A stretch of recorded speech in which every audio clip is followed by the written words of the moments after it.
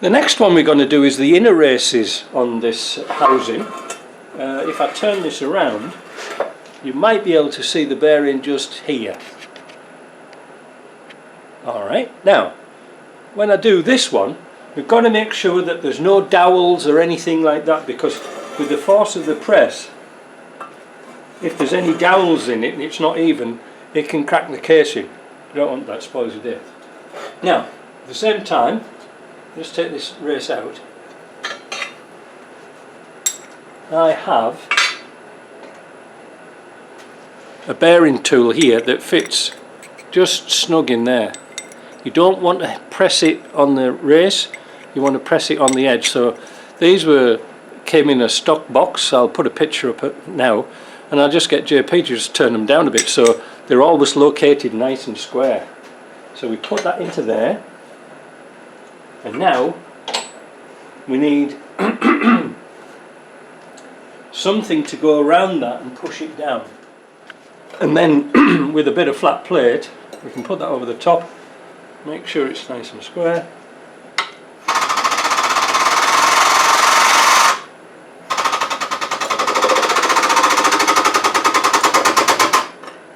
There we go.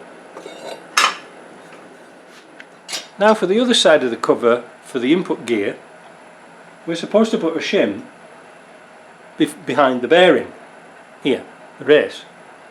However, because this gearbox has been here 6 months, sat around in my shop, I've actually got 2 input gear shims, and I don't know which is which, but all is not lost. So we're going to try one, because I have yet another little tool that the good man made me.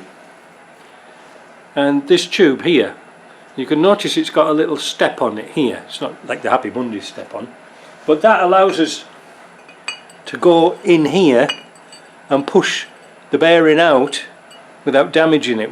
I don't like hammering bearings, it's a terrible thing to do, but pressing them in is going to be good. So what we're going to do is we've cleaned this up with a piece of paper towel. We're going to drop this in, we're going to put that bearing on there, we're going to put this tool here. Where's our big square tube? So let's see what that does. Take it down very gently, you don't want to go like a bull in a china shop.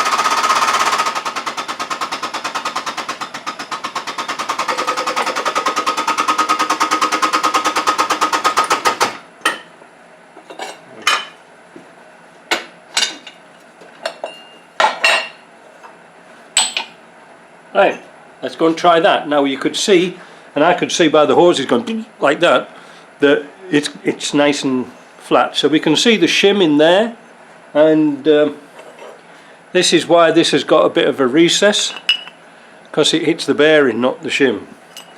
Because sometimes you put those little thin shims in. Well, this is a proper Land Rover ground, you know, big one, so we're going to have a look and see how it fits, and I'll come back if it isn't. So that shim was too thick. We'll put that onto there, that onto there, here. We'll push this out. We'll try a thinner shim. Put your hand underneath.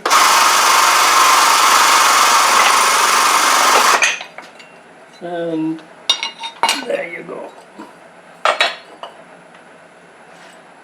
So we can measure this one up, put something in a bit thinner, because when I tried it, when it put it in the casing, it was just too tight.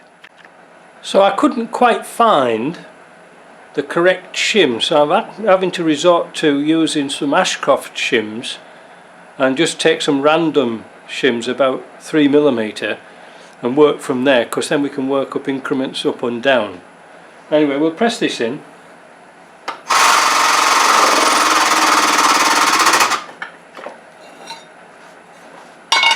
And then we'll see what it's like. Well, as a shot in the dark, that was beautiful. So we've got that in. I'm going to build up this casing, and then we'll come back and we'll put the bearing race in for the rear extension.